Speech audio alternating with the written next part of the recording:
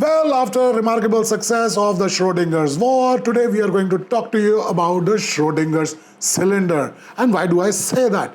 Well, as there is a war raging in West Asia or Middle East or basically whatever you would like to call it, the Strait of Hormuz, which is essentially key to supplying oil and gas to most of the world right now, is under a blockade. Now, Iran says that I put the blockade in place because the Americans and Israelis have attacked me, and the Americans and Israelis say that Iran needs to be bombed to kingdom come because they were going to make a nuclear munition which they could probably use against them. So yes, they are going at it vehemently and they are basically blowing things up. In the meanwhile, the Strait of Hormuz stays closed and the and traffic through it is restricted. Why? Because yes, all the oil tankers, gas tankers are basically stuck on the either side. The empty ones on one side, the filled ones on the other side. And at the same point of time, a lot of Gulf countries, which are the biggest producers of oil and gas, have basically stopped production because their reservoirs are full and they basically cannot produce anymore till the time they do not send it out. President Trump at the same point of time wants countries who use this oil and gas to basically send their own ships to retrieve it and police the Strait of Hormuz and demine it for him, but he does not need them in the first place. So what is it? Anyways, coming to our situation, whether there is a cylinder in the market or not, well, that completely depends upon what the availability at your local dealer or the agency is. You can basically try an order and when it's get delivered, it's good, and if you have to wait, you basically have to wait.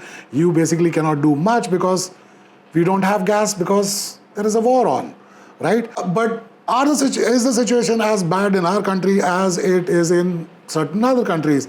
Well, in Thailand, the government has basically asked everybody to increase the temperature on their air conditioning so that they might end up using less electricity.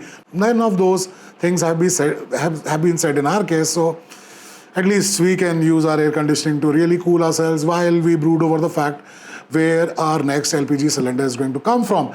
We are still better off than our neighbors, where essentially the petrol pumps will probably open twice in a week and they literally carry their their cooking gas in polythene bags. Maybe we should adopt that idea as well and take those polythene bags to our local hoarder because there have been reports of hoarding. So there are no cylinders, but there are plenty of cylinders that certain people have. Wow. So what should we be doing right now? Should we be panicking or should we basically be more attentive and listen to what is happening in and around us? I think it should be the latter. But then again, if you choose to panic and panic buy, I can't stop you because that is exactly what we did during COVID. There were people who collected gallons and gallons of unrequired, sanitizer fluid, which basically, are we using it now or have we just thrown it down the drain and probably gotten the mice in the drains drunk? Anyways, so one thing that I can tell you, and why am I speaking about it, is because there are these uncles on both sides.